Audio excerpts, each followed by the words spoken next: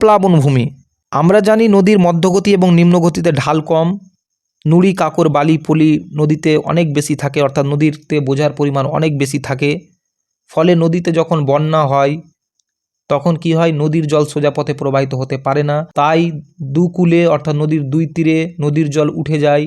নদীর সঙ্গে সঙ্গে নুড়ি কাকর বালি প্রভৃতিও উঠে কি করে, নদীর দুই তীরে একটা সমভূমির সৃষ্টি করে, যেটাকে বলে প্লাবনভূমি। নদীতে হঠাৎ জলপ্রবাহের পরিমাণ বেড়ে গেলে বন্যা বা প্লাবন দেখা যায়। এই সময় দুই তীর বা কুল ছাপিয়ে সেই জল অনেক দূর পর্যন্ত প্লাবিত করে তাকে প্লাবনভূমি বলে। উদাহরণ, বিহারে গঙ্গা নদীর গতিপথের দুই পাশে প্লাবনভূমি দেখা যায়। এবার আমরা বৈশিষ্ট্য জেনে নেব। নদীর মধ্য নিম্ন গতিতে কিন্তু প্লাবনভূমি সৃষ্টি হয়। প্লাবনভূমি যথেষ্ট উর্বর প্রকৃতির হয়, কারণ যেখানে পলি সঞ্চিত হয়। প্লাবনভূমি প্রায় সমতল প্রকৃত হয়। প্লাবনভূমি 50 থেকে 60 কিলোমিটার দীর্ঘ ও কয়েকশো মিটার প্রস্থ বিশিষ্ট হয়।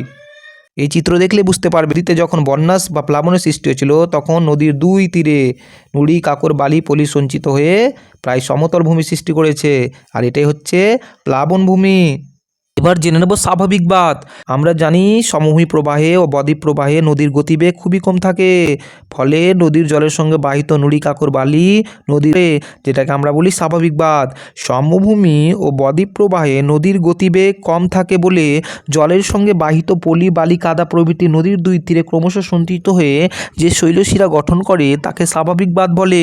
আবার এমনও হতে পারে যে বন্যা বা প্লাবনের শেষে নদীর দুই তীরের ছড়িয়ে থাকা জল নদীতে ফিরে এলে নদীবাহিত পলি বালি কাদা প্রভৃতি নদীর গতিপথের সাথে সমান্তরালে সঞ্চিত হয়ে স্বাভাবিক বাঁধ তৈরি করে। আমরা একটু চিত্র লক্ষ্য করলে বুঝতে পারবো যে নিম্ন গতিতে যখন নদীতে হালকা জল থাকে তখন নদীর সঙ্গে বাহিত নুড়ি কাকর বালি নদীর দুই তীরে সঞ্চিত হয়ে কি করে, স্বাভাবিক বাঁধের সৃষ্টি করে। আবার এই মতো হতে পারে নদীর সঙ্গে বাহিত নুড়ি কাকর বালি প্রভৃতি বন্যার সময় দুই তীরে উঠেছিল এবং প্লাবন যখন কমে আসছে নদীর সঙ্গে ফিরে আসা বাহিত নুড়ি কাকর বালি সঞ্চিত হয়েও কিন্তু স্বাভাবিক বাঁধ গঠন করতে পারে। এবার আমরা জেনে নেব উদাহরণ। গঙ্গা ও তার উপনদীতে দেখা যায়। কলকাতা শহর স্বাভাবিক বাঁধের উপর অবস্থিত। নামকরণ, নদীর দ্বারা প্রাকৃতিক প্রক্রিয়ায় গঠিত হয় বলে একে স্বাভাবিক বাঁধ বলে।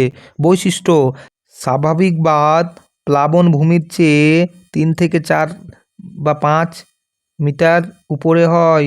স্বাভাবিক বাঁধ নদীপথের সমান্তরালে সৃষ্টি হয়।